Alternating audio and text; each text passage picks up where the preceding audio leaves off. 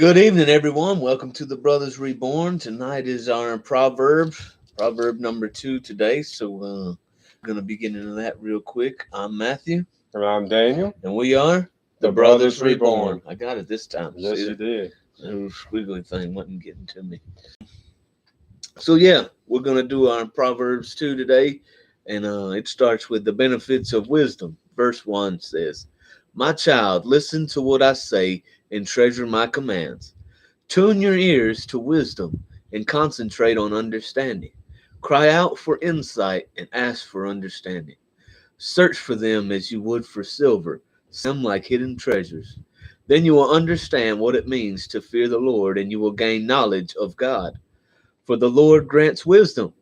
From his mouth come knowledge and understanding. He grants a treasure of common sense to the honest. He is a shield to those who walk with integrity. He guards the paths of the just and protects those who are faithful to him. Then you will understand what is right, just, and fair, and you will find the right way to go. For wisdom will enter your heart, knowledge will fill you with joy.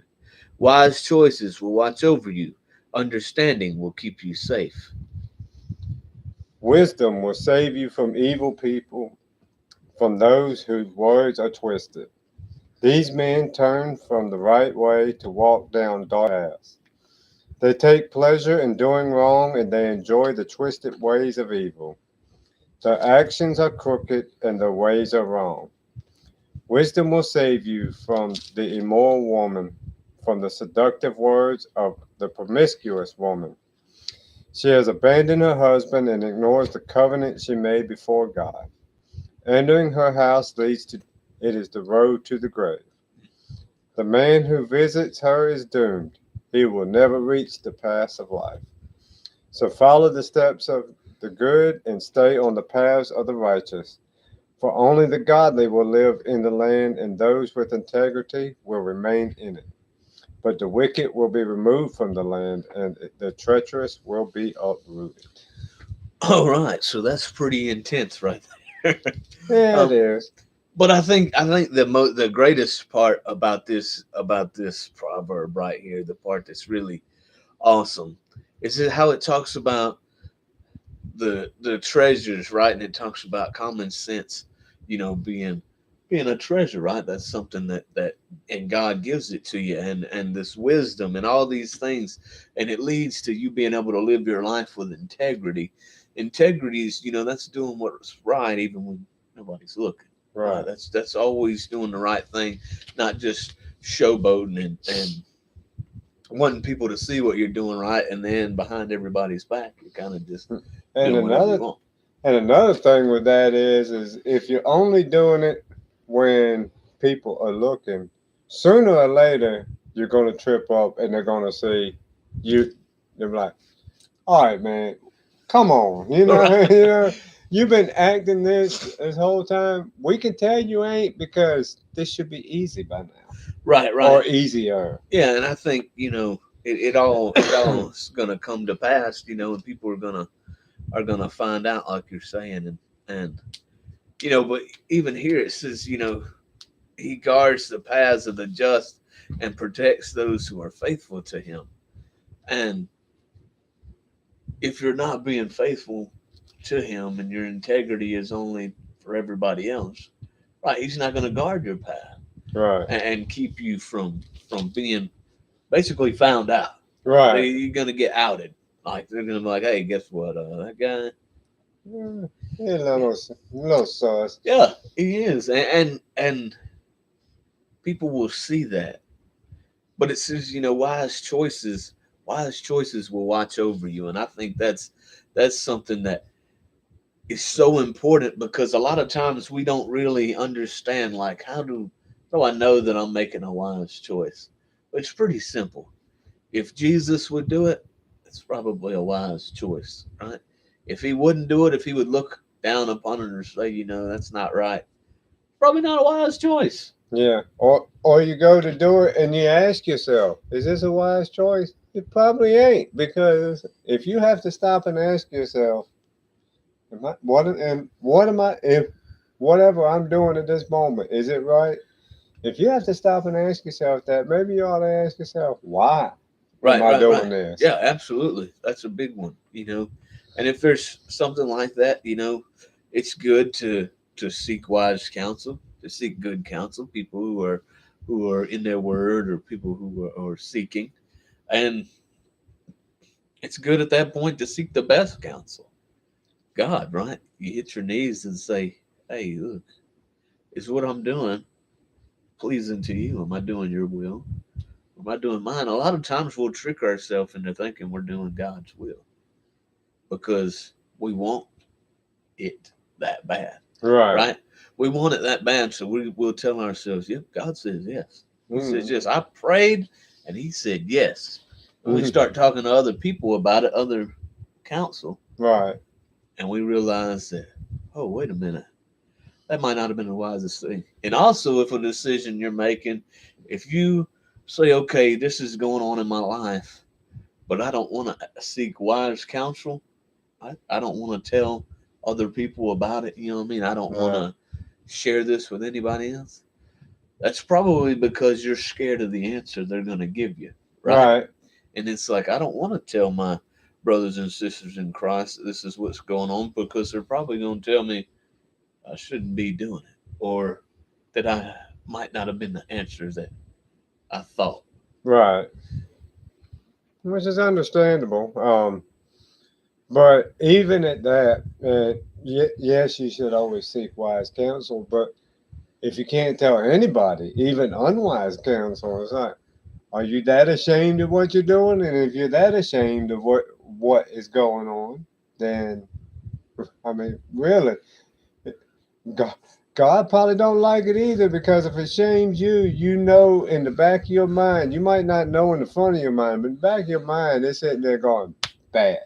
Right? Yeah, absolutely. And you know, and the ultimate thing is we should always seek wise counsel in every decision that we make. You know, some decisions are instant; you don't have time to seek wise counsel. But anything that's going on in your life, you should really seek wise counsel about it because if you do, then you're going to be able to start getting those answers that are better suited for you. The Bible tells us there's power in prayer, right? And there's power in numbers. That's why people come together when Right. something bad happens.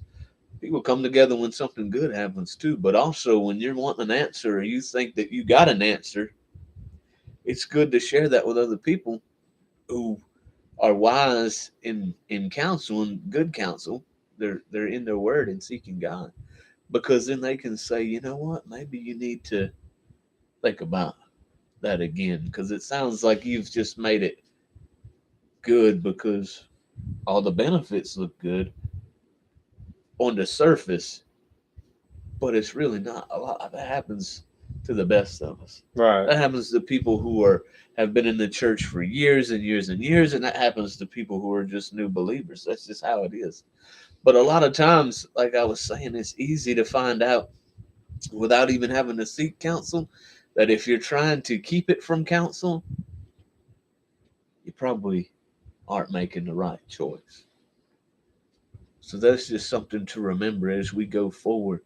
I never realized how important counsel was until I started making those decisions, Right. right?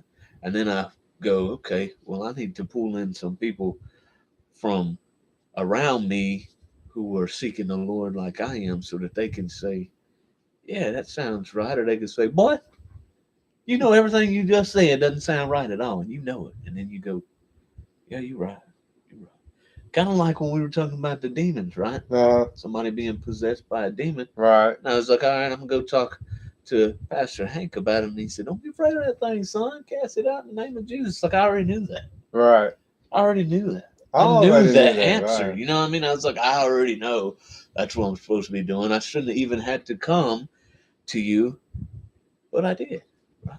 But it's good because I came to wise counsel who told me what I needed to hear. Right. Something I already knew, but he reaffirmed it and said, son, don't be scared of that thing.